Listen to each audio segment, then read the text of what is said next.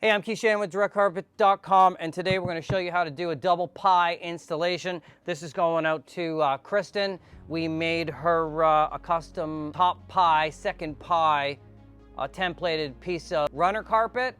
We're going to show you how to do that right now, so stick around. Here, we've already done our underpad. Now on the first pie here, it's just normal. So Kristen has, right here, she has 12 steps going up, and then at the top of her staircase, she has her first pie is on a 45, and it's going to turn to the left, and then she has her top pie, which turns to the left at a 45 and goes back to the 28-inch, but on that angle, 39.5 on the riser. So we made her a special one that fits at the 39.5. So then she's got her top riser here, and then her hallway is above that. We're going to get that bottom stair started to roll. That stair is just going to be normal at 30 inches. We're going to do a 30-inch wide here. I think Kristen's is 28. So this is just going to go on like normal. At the bottom here, let's just say that we've done all our, if you've watched the other videos, you know how to line up the stair runner. Let's just lock this into place as if we were coming up Kristen's other stairs. Now we're just working on a crude mock-up staircase today to show the method on how this is done. Let's pretend that Kristen has already done all her stairs all the way up, and then she's at the riser and with her pie, okay? What she's gonna have to do now is she's gonna have to cut off this bulk here, this angle. So let's do that. Make sure you got a sharp blade, don't cut through. Leave about an extra inch there because you don't wanna waste any carpet. Cut from the outside in. Okay, all the way along, outside in, make sure you got enough, don't cut through, inch extra, 2 inch extra, all the way along. That's why I always say when you order from directcarpet.com, order a couple extra feet. You don't want to be short. Now, we've got our piece cut into place, all right? They're going up all the stairs. Now we're just gonna tighten up that angle like normal, keeping it nice and straight. Okay, we're gonna put some tension on it with the kicker, lock it into place with our staple gun. Okay? Check your dimensions with your tape measures. If you've watched my other videos, you want to make sure if you are 2 inches at the front, then you want to be 2 inches at the back. So make sure you're going to take your kicker, you're going to put some tension on it, okay? Or kick it. You're going to measure or have a template that says 2 inches. We're actually 1.75 inches there. We need 1.75 inches there, so guess what? 1.75 inches it is. Put some tension on it, make sure she's nice and tight. Lock that in with your staple gun, split the pile, and then you're gonna go all the way along, right down the lane. Splitting the pile and keeping this nice. Every inch or so, okay, nice finished edge. Now, we are just gonna tighten up the center. Same way, we'll go in on the 45, we'll push a little bit. You can always take your carpet tool, your tucker, and pre-score that a little bit to make it easier. You're gonna give it a kick. Ready? 1, 2, 3, kick it. Nice and tight, and then lock that in. And you're gonna do it all the way down, but leave an extra bit. Leave 2 inches on the end so you manipulate this for when we're gonna match up the next runner, okay? Same with the other end. We're gonna use the kicker. We're gonna tighten that up. I mean, it was pretty tight from the end. We're gonna staple on the 45, and then we're gonna score that down, okay, all the way along. The nicer the score, the straighter the cut. We're gonna make sure we take our knife. We're gonna change our blade and put in a brand new sharp blade for this. Okay, we've got our sharp blade. We are gonna cut from the left to the middle or the right to the middle. The camera's over here, so let's do that. Look at, we don't wanna cut on the outside. So push that in and get that up a little high. Cut that down on that 45 to the middle. Okay, nice clean cut. Same thing over on this side. We're going to take our knife high up on the 45 and cut into the middle. Okay, look at that. Gone, done, clean. Wipe out the fibers in there. Blow them out. Take your tucker and tuck that down into a nice 45, okay? So here's the next thing. Now that we made that special piece for Kristen, and now we have to manipulate it into place. Nothing ever is perfect. So we have to DIY this a little bit and make this work in our favor.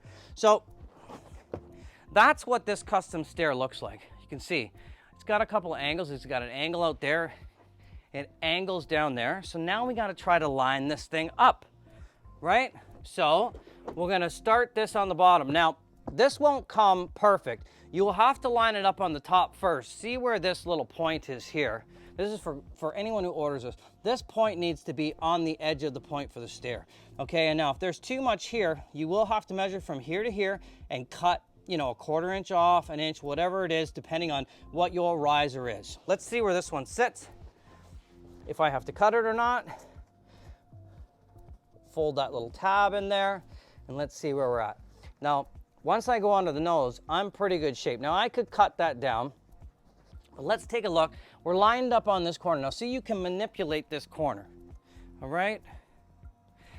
The reason why we said leave this loose is so you can push this in, okay, a little bit to manipulate it to match the top, or you can kind of pull it out a little bit. You see that? We're going to pull it out a little bit to match. That's why we leave it a little bit loose. But let's just check and see how close we are to perfection.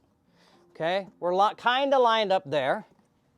Okay, let's go to the other side and see if we're perfect there or we're off there.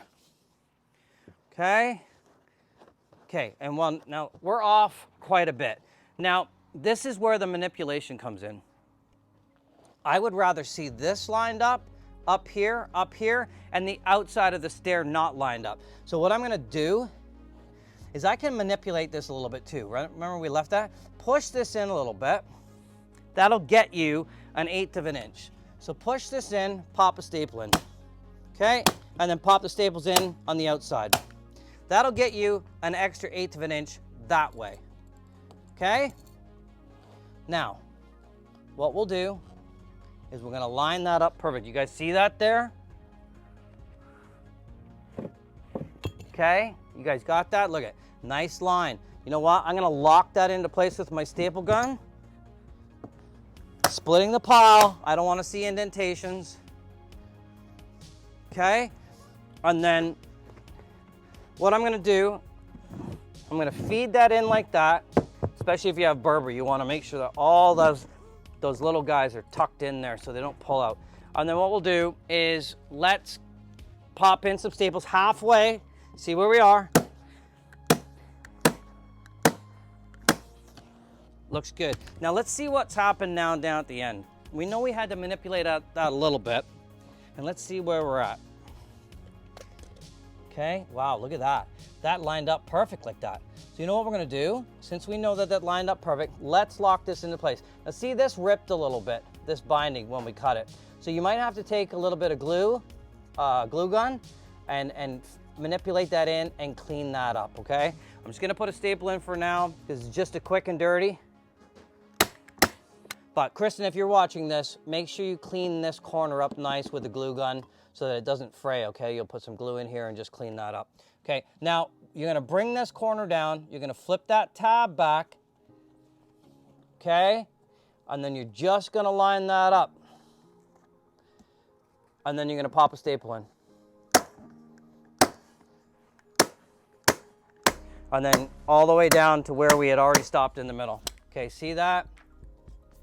Get that fluff out of there. And this is what I don't like the fluff in here. I would like to see you put glue in there. When we do this at people's homes, we always put a dab of glue in there. You can't see it, and it holds everything together over time from fraying, right? Because over time, these open edges will fray.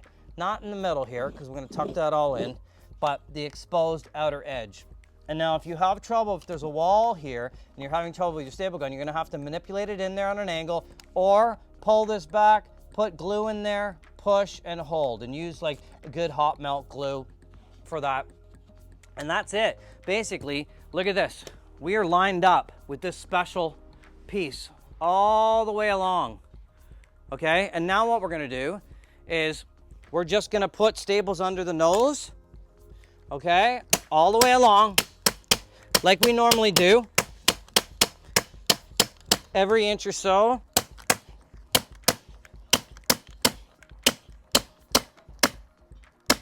Okay, done. And then we're gonna get our kicker and we're gonna tighten up that top piece, cut that off for a riser, and we're finished. So let's get rid of that. Let's get rid of this messiness here. It's too much. Be careful not to cut through. You don't want to score the runner underneath. Okay, got rid of that. Let's grab our kicker and let's push this into place, kick it, push it, manipulate it till she's tight. Staples all the way down. Okay. Now, you can put staples all the way down along here, from the end all the way down to here, every inch, if you desire to hold it into place, every 5 inches if you're okay with that. Personal preference, all the way down. Now, all we want to do here is we want to score that again with our carpet tucker. Really nice. Now, in Kristen's case, this is her top riser. So we're going to cut on our 45 from the outside in, go from the left or the right, doesn't really matter, whatever floats your boat, makes you feel good. Same thing here, 45 to the center, pull that out, that extra, and then get rid of all that fluff. Blow it out, tuck it down. All right. Now, we were using a 30-inch runner.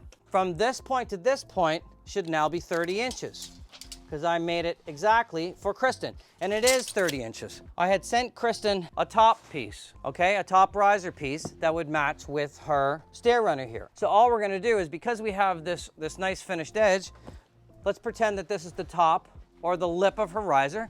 We're gonna measure from one end, 6.5 and 6.5, and cut that riser. So we're gonna take a pencil and a tape measure, and we're gonna mark over from the top over 6.5, and then at the other end, we're gonna mark over 6.5. Okay, and then we're gonna take a straight edge, and we're gonna line those two marks up, and we're gonna take our pencil, and we're gonna draw the whole way down.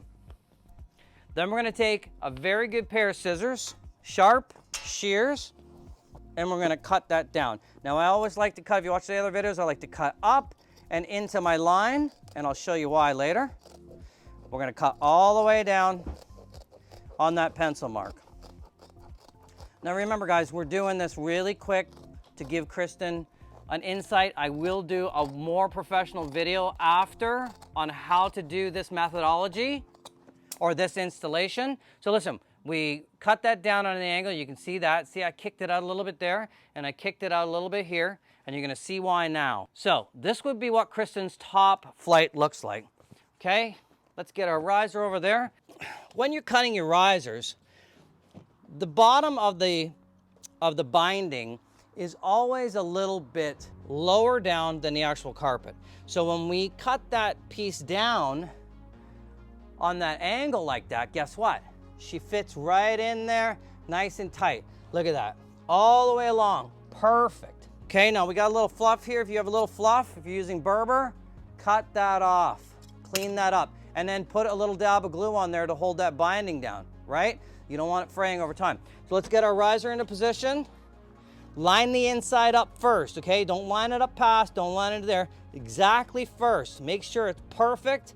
Okay, we're good, we don't have to manipulate. If that top was the edge, it would be absolutely perfect. Let's wiggle our staple gun.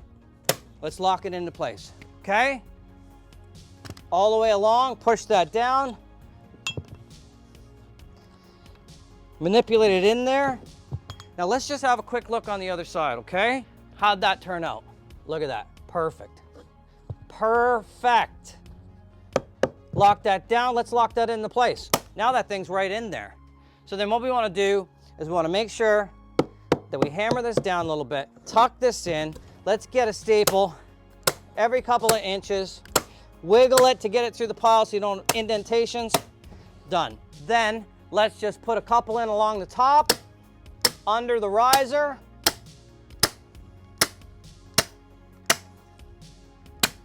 Okay, use what you need, cut off any fluff, whatever you need. Okay, so let's go over this. Let's get all the tools out of the way. Let's have a peek. Kristen has 12 stairs coming up. It goes over the first pie and comes out to the corner. We made Kristen a special templated top riser that was 36 inches long. Actually, let's get the tape measure and do this. So this runner is a 30-inch runner. All right, it's 30 inches from side to side. What is the angle on the 45? It's 42.5 inches. 42.5 inches. So what we did then was we made a special templated 45-degree angled pie stair for Kristen with that 42.5 inch length there. Then we came back to the 30 inches there on each side with a special riser that we made at 30 inches. And guess what? This staircase is done. This staircase is complete. So that's how you do a 2-pie left turn landing. So if you're looking for something like that, you can hit us up in the chat and we'll hook you up. Send me a picture of your stairs so that we can manipulate that carpet and figure out what you need. I'm Shannon with directcarpet.com.